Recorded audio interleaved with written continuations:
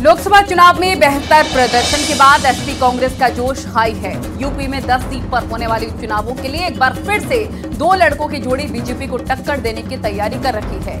वहीं बीजेपी ने भी तैयारियां शुरू कर दी हैं। लोकसभा चुनाव से बीजेपी ने सबक लिया है। ओबीसी और दलितों को रिझाने की तैयारी बीजेपी की तरफ से की जा रही है। बीजेपी का दलितों बस्तियों में प्रवास अभियान भी शुरू हो चुका है। दलित बस्तियों में बीजेपी का सह भोज कार्यक्रम भी है।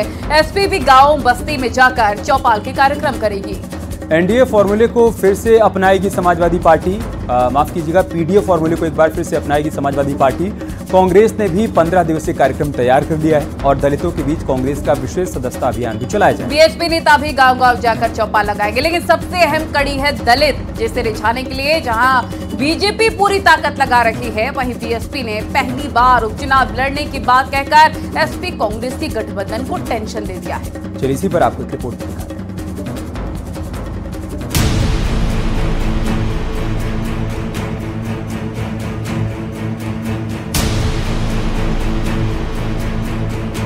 यूपी में तमाम सियासी दल दलित हित में कुछ करें न करें, लेकिन दल हित में दलितों के दरवाजे पर जरूर दस्तक दे रहे हैं।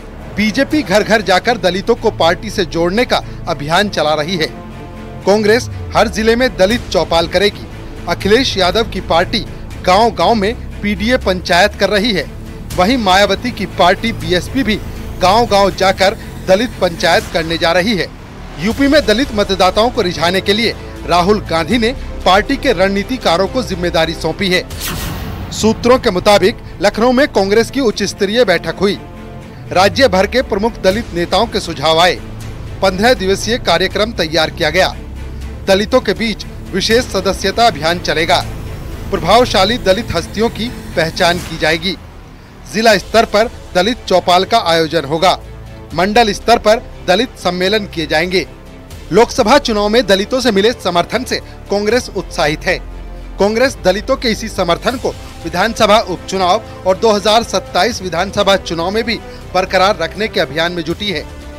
कांग्रेस का दावा है कि समाजवादी पार्टी के साथ मिलकर वो सभी 10 सीटें जीतेगी। सीटों का जो बंटवारा है उसको लेकर राष्ट्रीय स्तर पर बात चल रही है। वरिष्ठ नेताओं के बीच में सकारात्मक माहौल में बातचीत चल रही है, बहुत अच्छे तरीके से।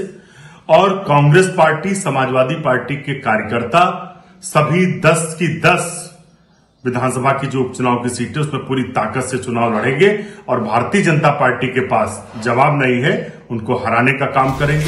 समाजवादी पार्टी पहले ही अपने पीडीए फॉर्मूले से उत्साहित है। लोकसभा चुनाव में सफल प्रयोग के बाद अब समाजवादी पार्टी 10 विधानसभा सीटों पर होने वाले उपचुनाव में भी इसका इस्तेमाल करेगी। इसके लिए समाजवादी पार्टी की तैयारियां तेज हैं। कल भी आदरणीय अखिलेश यादव जी के नेतृत्व में जिन जगहों पे बाई इलेक्शन है उन जिले के नेताओं को, संगठन के लोगों को बुला के वार्ता की गई। जल्द ही समाजवादी पार्टी इन जगहों पे जो विधानसभा क्षेत्र है वहाँ प्रत्याशी घोषित करने का काम करेगी।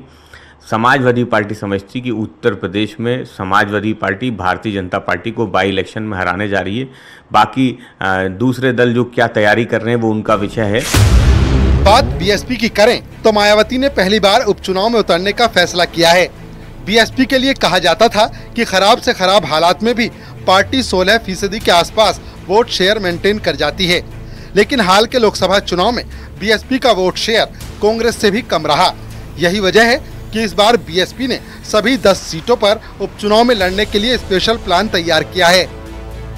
उपचुनाव में बीएसपी सभी सीटों पर लड़ेगी। कोऑर्डिनेटर से उम्मीदवारों के नाम मांगे गए हैं। बीएसपी नेता गांव-गांव जाकर चौपाल लगाएंगे। आकाश आनंद को सौंपी गई अभियान की कमान। चुनाव प्रचार की जिम्मेदारी भी आकाश को मिल सकती है। यूपी में बीजेपी दलित वोट बैंक पहले 12% था। इस बार लोकसभा चुनाव में ये महज 6% रह गया। ओबीसी में कुर्मी बिरादरी का वोट भी लोकसभा चुनाव में बीजेपी को काफी कम मिला। अब यूपी में होने वाले विधानसभा के उपचुनाव में बीजेपी अपने वोट बैंक को सहेजने के लिए कई अभियानों को शुरू कर रही है। उपचुनाव की सभी 10 सीटों पर बीजेपी पदाधिकारियों के दौरे शुरू हो गए हैं। दलितों और ओबीसी बस्तियों में प्रवास अभियान। बीजेपी के बड़े दलित नेता इनमें शामिल होंगे। दलितों की बस्तियों में सहभोज कार्यक्रम।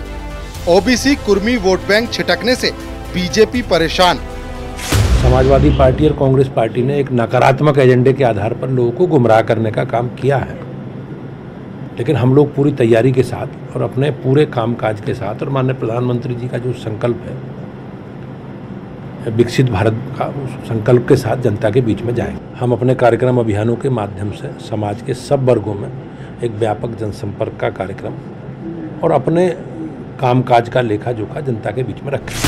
लोकसभा चुनाव के रिजल्ट के बाद अब तमाम सियासी दलों का ओबीसी और दलित वोट बैंक पर फोकस बढ़ गया है।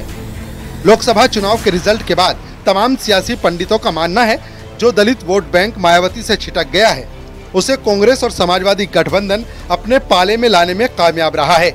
यही वजह है इन लोकसभा चुनाव में जहां बीएसपी का खाता भी नहीं खुला, वहीं बीजेपी को 29 सीटों का नुकसान उठाना पड़ा। न्यूज़ 18 के लिए ब्यूरो रिपोर्ट।